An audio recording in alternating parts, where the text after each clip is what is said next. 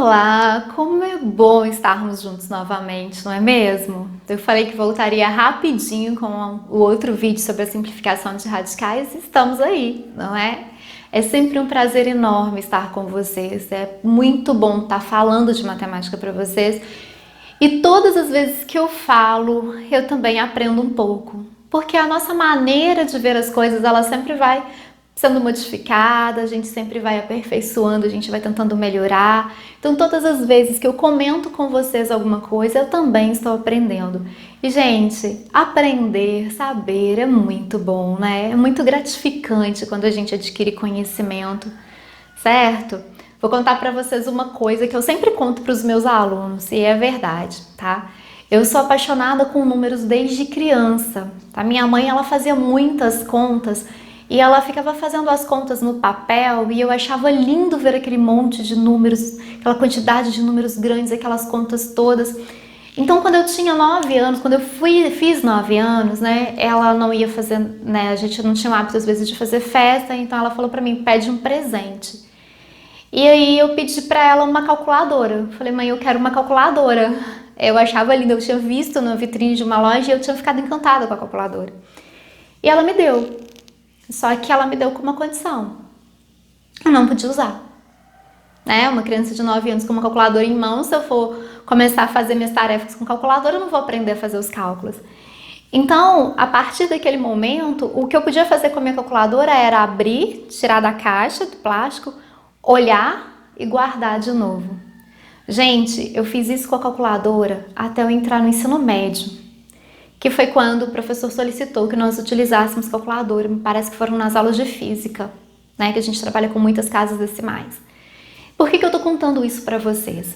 Porque eu sempre falo para todo mundo que quer aprender matemática que quem tem mais facilidade, né, que é o que difere uns dos outros, não é que um tem mais inteligência do que o outro, não é que um é mais esperto do que o outro, mas é simplesmente por questão de você gostar. Porque quando você gosta, você se dedica. E a matemática, ela exige essa dedicação.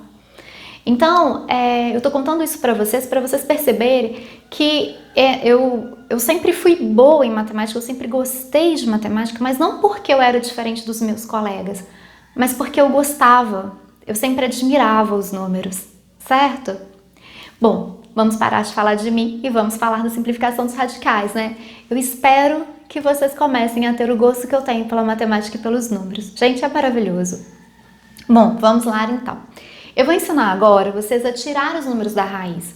Eu já fiz uma aula que eu comentei sobre os números quadrados, né? Uma simplificação de raiz quadrada, uma maneira da gente tirar a raiz quadrada, mas foi uma aula assim, mais voltada para os anos, para o sexto ano, né? Que não tem ainda muita propriedade de radicais. Agora eu vou ensinar como a gente tira, como a gente simplifica uma raiz, sem necessariamente que essa raiz seja exata, ou quando ela não é quadrada, uma raiz cúbica, uma raiz quinta, uma raiz sexta, tá bom? Para funcionar para todos eles, correto? E eu vou fazer isso de duas formas diferentes. A primeira maneira, vocês vão achar mais complicado, mas eu vou mostrar para vocês porque eu vou estar usando as propriedades, tá? Posso fazer de uma segunda maneira, que é um pouco mais simples, mas ainda usa um pouco das propriedades. E eu vou fazer uma terceira maneira, que vocês vão estar usando a propriedade, mas vocês não vão perceber. Essa terceira maneira é a maneira que os meus alunos gostam de fazer, ok? Estamos combinados então? Vamos lá? Bom, então eu vou colocar aqui para vocês, eu vou começar com uma raiz quadrada, certo? Eu vou colocar aqui raiz quadrada de 1.800. Se eu não quisesse ensinar a simplificar, de cara ali eu já colocaria 18 vezes 100 e usaria a propriedade que eu ensinei na aula anterior. Mas como eu quero ensinar vocês a simplificar as raízes, eu vou fazer o outro procedimento, tá bom? Eu vou fatorar esse 1.800. Eu vou decompor esse 1.800 em fatores primos. Eu vou descobrir quais foram as multiplicações realizadas para que fosse encontrado esse valor 1.800. E eu sempre aconselho, gente, não é obrigatório, mas eu sempre aconselho que vocês comecem pelo menor divisor primo do número, para ficar mais ordenado e fácil de vocês fazerem, tá bom? Vocês não podem colocar aqui um número que não seja primo. A gente não fatora colocando 4, colocando 6. São só números primos. Então, eu gosto sempre de olhar e falar assim, é divisível por 2? 1.800 eu posso dividir por 2? Eu posso. Por que eu posso dividir por 2? Porque ele é par. Então, eu vou dividir o 1.800 por 2 e o resultado eu vou colocar embaixo do 1.800. Então, aqui eu vou ter 900. O 900 ele ainda é um número par, então eu posso dividir por 2? Posso. Eu vou parar de dividir por 2 quando o resultado não for mais um número par. Então, 900 por 2 vai dar 450, que novamente é um número par, então eu vou dividir por 2 de novo. A metade de 450 vai ser 225. Que não é mais divisível por 2. Por quê? Porque ele terminou em número ímpar, né? Ser divisível é ter resto zero. Se ele terminou em 5, ele não dá resto zero quando dividido por 2. Eu não vou pular para o 5. Antes do 5 tem o 3. E eu vou ver se esse número é divisível por 3. E ele é, gente, porque a regra do 3 é a seguinte. Se a gente somar os algarismos que formam o 225, e essa soma der um número múltiplo de 3, o 225 também é. Se ele é múltiplo de 3, ele é divisível por 3. Então, 2 mais 2 dá 4, 4 mais 5 dá 9. 9 está lá na tabuada do 3, então 225 é divisível por 3. E aí, o resultado da divisão de 225 por 3 eu vou colocar ali embaixo. Então, seria 75. Que também é divisível por 3, porque 7 mais 5 dá 12, e o 12 está lá na regrinha do 3, então eu vou dividir por 3 de novo. E eu vou encontrar 25. O 25, ele não é divisível por 3, porque se a gente somar o 2 mais 5, a gente vai encontrar 7, e o 7 não está na regrinha do 3. Beleza. Depois do 3, o próximo número primo é o 5. O 25 é por 5. Vai dar 5, e 5 por 5 vai dar 1. Quando eu chego em 1, eu paro a fatoração, porque não tem mais o que fazer, tá? Então, primeiro processo usando propriedade. Eu vou escrever a forma fatorada do 1.800 lá dentro da raiz. Então, eu vou colocar aqui, ó. O 2, ele apareceu 3 vezes, então eu vou colocar 2 ao cubo. O 3 apareceu 2 vezes, 3 ao quadrado. E o 5 também apareceu 2 vezes, então 5 ao quadrado. Na aula anterior, quando eu falei para vocês de propriedade das potências, eu falei para vocês que tinha uma propriedade que era assim. Foi a primeira, não foi isso? Então, eu vou fazer com que todos os expoentes aqui de dentro fiquem iguais a esse aqui, tá? Então, esse expoente aqui é 3, ele é diferente, ali é 2, aqui dentro tá um 3. O que eu vou fazer para ele virar 2? Eu vou escrever dessa forma, eu vou colocar 2 ao quadrado vezes 2. Assim, o 2 apareceu 3 vezes e eu deixei o expoente igual, né? 2 aqui mais 1 aqui, 3. Os outros já estavam iguais, eu vou repetir.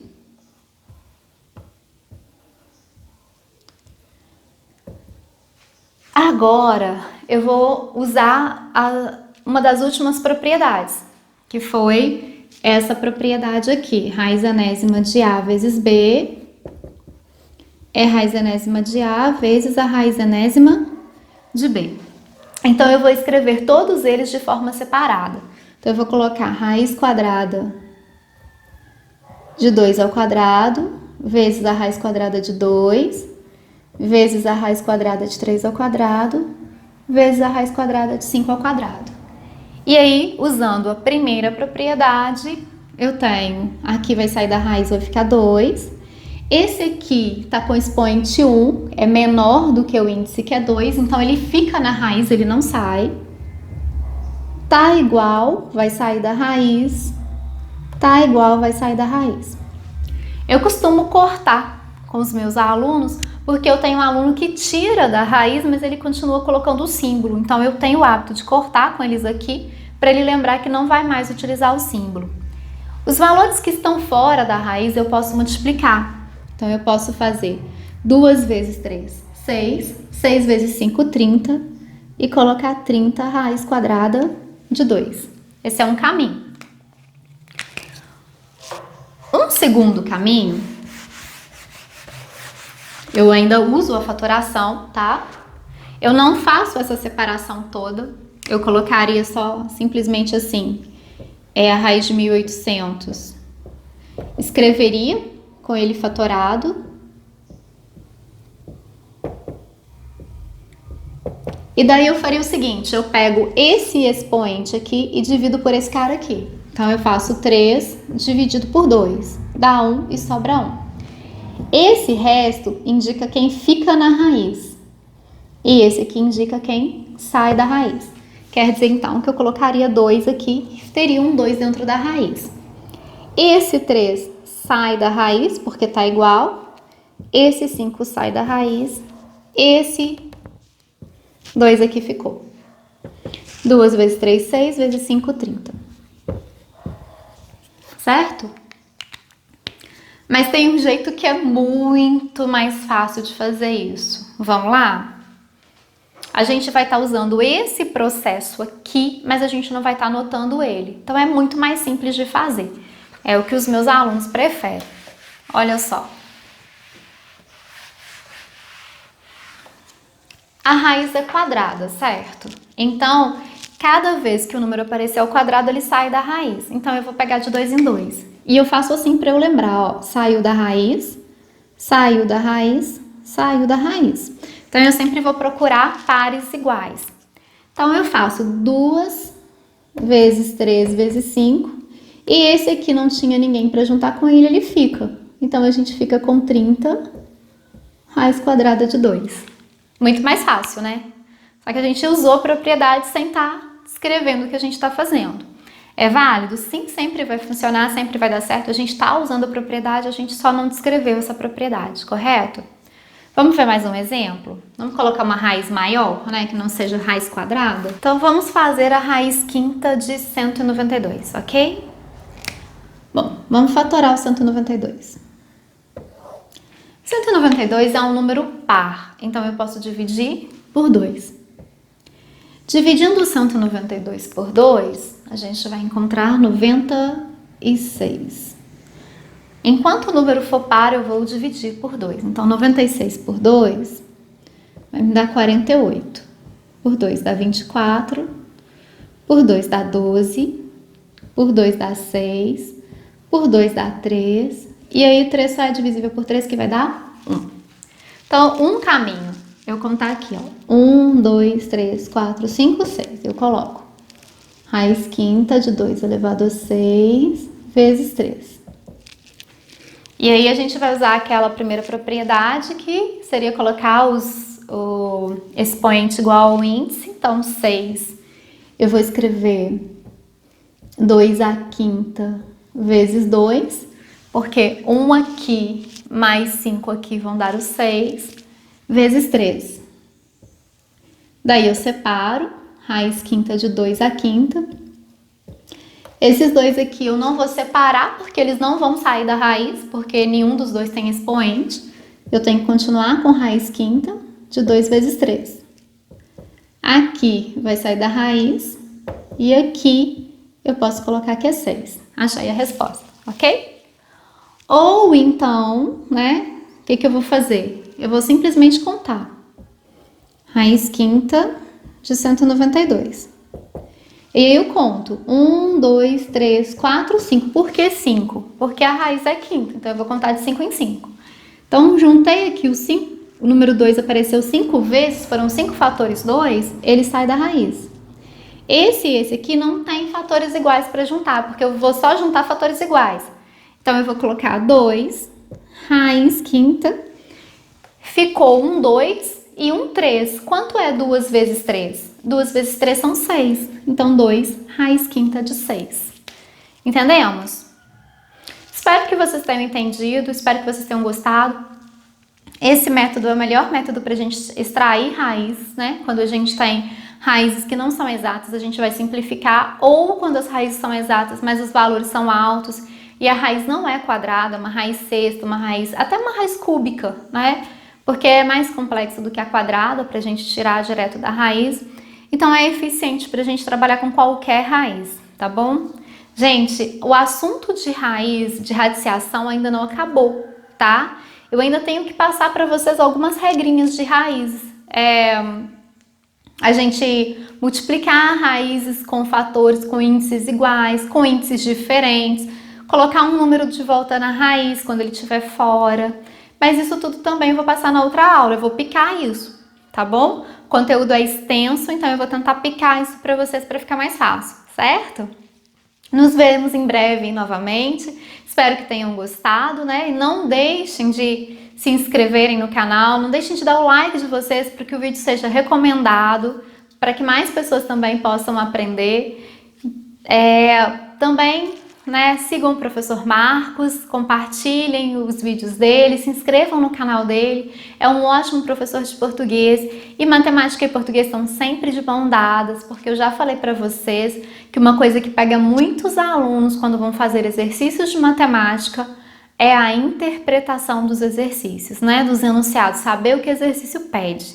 Os meus alunos vivem reclamando disso comigo, se você colocasse um resolva na prova seria muito mais fácil. Você põe um problema e eu não consigo entender. Então, o português aí, né? A gente precisando dele para conseguir trazer para a matemática o que foi falado. Vejo vocês em breve, espero que tenham gostado. Até mais. Tchau!